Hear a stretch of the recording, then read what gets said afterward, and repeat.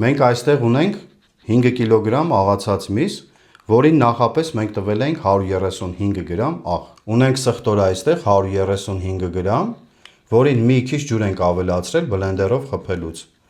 Մեր մոտ ստեղ սև բիբարը 25 գրամ, դուշիստի բիբարը 25 գրամ, քիմիոնը 25 գրամ։ Հիմա համեմունքները մի հատ խառնենք իրար հետ, ամանի մեջ ենք խառնում համեմունքները։ Խառնում ենք իրար համեմունքները, շատ լավ է։ Հիմա միսը լցնում ենք մեր խառնիչի մեջ։ Շատ լավ է։ Ընկերներ ջան, մեկնաբանություններում ասում եք անընդհատ, որ կարելի է ձեռքով խառնել, ճիշտ եք ասում, կարելի է ձեռքով էլ խառնել, բայց մենք ունենք խառնիչ, որը որ ավելի արդյունավետ է։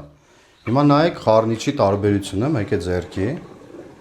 ինքը հավասարաչափ խառնում է։ Հենց նախատեսված է դրա համար, ընկերներ ջան։ Եթե տունը չունեք խառնիչ, միանշանակ ձեռքով խառնելը ճիշտ է։ Կարելի է ձեռքով խառնել։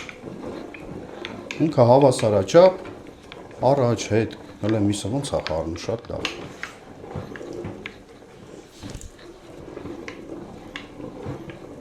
Հիմա լցնում ենք մեր համեմունքները, որը որ նախապես խառնել ենք միասին։ Լցնում ենք սխտորը։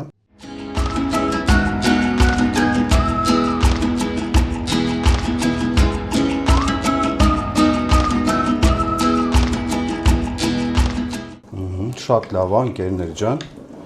արդեն միսը լավ պնդացել է, կարող ենք տեղափոխել արդեն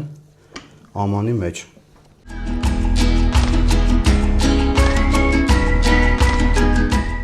Թողենք սառնանում 1 օր կմնա, 1 օրից կլցնենք արդեն աղիքի մեջ։